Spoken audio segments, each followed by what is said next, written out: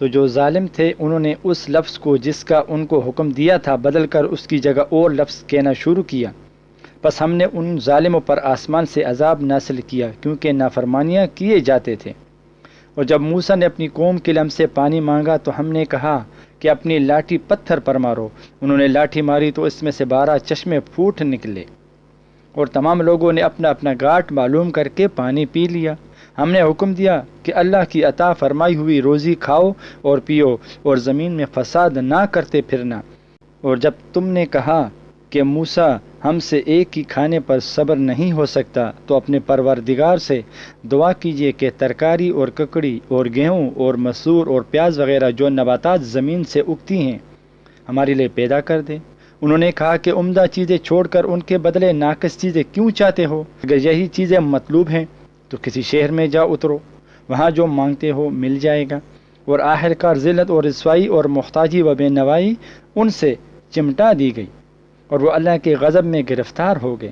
یہ اس لیے کہ وہ اللہ کی آیتوں سے انکار کرتے تھے اور اس کے نبیوں کو ناحق قتل کر دیتے تھے، یعنی اس لیے کہ نافرمانی کیے جاتے اور حد سے بڑھے جاتے تھے۔ جو لوگ مسلمان ہیں یا یہودی یا عیسائی یا ستارہ پرست، یعنی کوئی شخص کسی قوم و مذہب کا ہو، جو اللہ اور روز قیامت پر ایمان لائے گا اور عمل نیک کرے گا، تو ایسے لوگوں کو ان کے اعمال کا صلہ اللہ کے ہاں ملے گا، اور قیامت کے دن ان کو نہ کسی طرح کا خوف ہوگا نہ وہ غمناک ہوں گے۔ اور جب ہم نے تم سے عہد کر لیا کہ کوہ طور کو تم پر اٹھا کھڑا کیا اور حکم دیا کہ جو کتاب ہم نے تم کو دی ہے اس کو زور سے پکڑے رہو، اور جو اس میں لکھا ہے اسے یاد رکھو تاکہ عذاب سے محفوظ رہو، پھر تم اس کے بعد عہد سے پھر گئے، سو اگر تم پر اللہ کا فضل اور اس کی مہربانی نہ ہوتی تو تم خسارے میں پڑ گئے ہوئے۔ اور تم ان لوگوں کو خوب جانتے ہو جو تم میں سے ہفتے کے دن مچھلی کا شکار کرنے میں حد سے تجاوز کر گئے تھے، تو ہم نے ان سے کہا کہ ذلیل و خوار بندر ہو جاؤ، اور وہ اس قصے کو اس وقت کے لوگوں کے لیے اور جو ان کے بعد آنے والے تھے عبرت اور پرہیزگاروں کے لیے نصیحت بنا دیا۔ اور جب موسیٰ نے اپنی قوم کے لوگوں سے کہا کہ اللہ تم کو حکم دیتا ہے کہ ایک بیل ذبح کرو، وہ بولے کہ کیا تم ہم سے ہنسی کرتے ہو؟ موسیٰ نے کہا کہ میں اللہ کی پناہ مانگتا ہوں کہ نادان بنوں۔ انہوں نے کہا کہ اپنے پروردگار سے التجا کیجیے کہ وہ ہمیں یہ بتائے کہ وہ بیل کس کا ہو۔ موسیٰ نے کہا کہ پروردگار فرماتا ہے کہ وہ بیل نہ تو بوڑھا ہو اور نہ بچڑا ہو، بلکہ ان کے درمیان یعنی جوان ہو، سو جیسا تم کو حکم دیا گیا ہے ویسا کرو۔ انہوں نے کہا کہ اپنے پروردگار سے درخواست کیجیے کہ ہم کو یہ بھی بتا دے کہ اس کا رنگ کیسا ہو۔ موسیٰ نے کہا پروردگار فرماتا ہے کہ اس کا رنگ گہرا زرد ہو کہ دیکھنے والوں کے دل کو خوش کر دیتا ہو۔ انہوں نے کہا کہ اب کے پروردگار سے پھر درخواست کیجیے کہ ہم کو بتا دے کہ وہ اور کس کس طرح کا ہو، کیونکہ بہت سے بیل ہمیں ایک دوسرے سے مشابہہ معلوم ہوتے ہیں، اور اللہ نے چاہا تو ہمیں ٹھیک بات معلوم ہو جائے گی۔ موسیٰ نے کہا کہ اللہ فرماتا ہے کہ وہ بیل کام میں لگا ہوا نہ ہو، نہ تو زمین میں جوتتا ہو اور نہ کھیتی کو پانی دیتا ہو، بے عیب ہو، اس میں کسی طرح کا داغ نہ ہو۔ کہنے لگے اب تم نے سب باتیں درست بتا دی۔ غرض بڑی مشکل سے انہوں نے اس بیل کو ذبح کیا، جبکہ وہ ایسا کرنے والے لگتے نہ تھے۔ اور جب تم نے ایک شخص کو قتل کیا تو اس میں باہم جھگڑنے لگے، حالانکہ جو بات تم چھپا رہے تھے اللہ اس کو ظاہر کرنے والا تھا۔ چنانچہ ہم نے کہا کہ اس بیل کا کوئی سا ٹکڑا مقتول کو مارو۔ اس طرح اللہ مردہ کو زندہ کرتا ہے اور تم کو اپنی قدرت کی نشانیاں دکھاتا ہے تاکہ تم سمجھو۔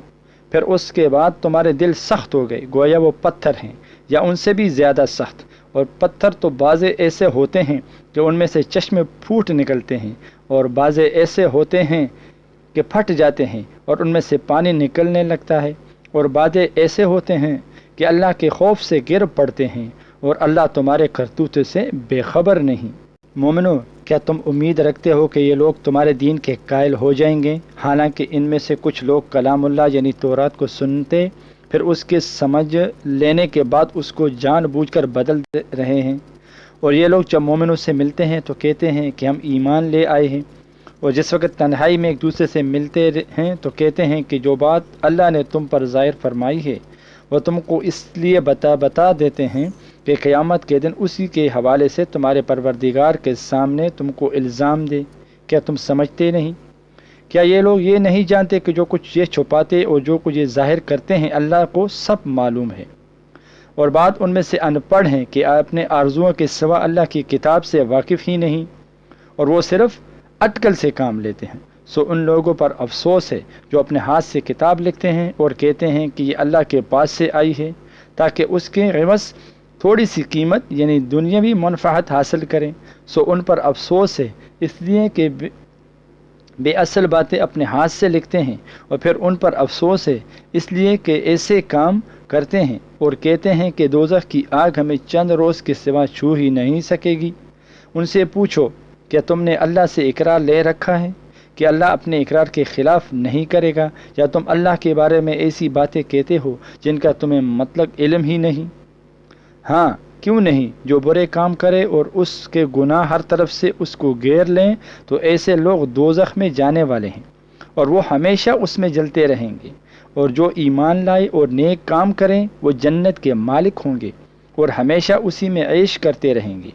اور جب ہم نے بنی اسرائیل سے عہد لیا کہ اللہ کے سوا کسی کی عبادت نہ کرنا، اور ماں باپ اور رشتہ داروں اور یتیموں اور محتاجوں کے ساتھ بھلائی کرتے رہنا، اور لوگوں سے اچھی باتیں کہنا، اور نماز پڑھتے اور زکوٰۃ دیتے رہنا، تو چند آدمیوں کے سوا تم سب اس عہد سے منہ پھیر کر پلٹ گئے۔ اور جب ہم نے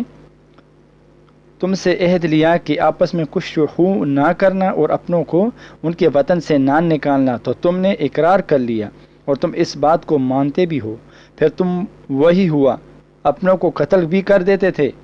اور اپنے میں سے بعض لوگوں پر گناہ اور ظلم سے چڑھائی کر کے انہیں وطن سے نکال بھی دیتے ہو،